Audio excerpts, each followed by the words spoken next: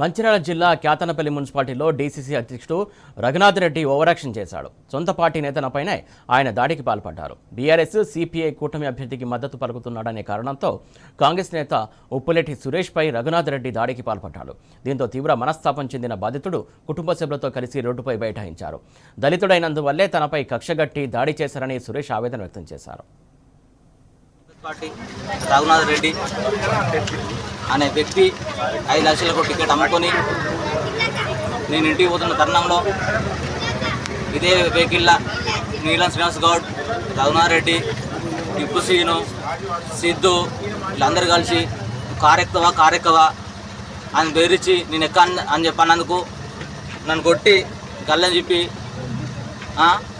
ఇష్టం ఉన్నట్టు చంపుదామని బెదిరించి దొంగ రాజకీయం. రఘునాథ్ రెడ్డి నన్ను కొట్టడానికి ఏంది ఆడు ఆయనకు అభిమానం వచ్చింది. నేను ఎస్సీ క్యాండిడేటు, నేను మన్నపోని, నన్ను కొట్టడం ఏంది? ఇదే రఘునాథ్ రెడ్డి డీసీ సూపరింటెండెంట్. నేను ఇంటికి పోతున్నా రానని చెప్పన్నా. అయినా కూడా నన్ను దౌర్జంగా కారుకే పోయి నెక్కనందుకు నన్ను గల్లబట్టి చింపి కొట్టడం జరిగింది.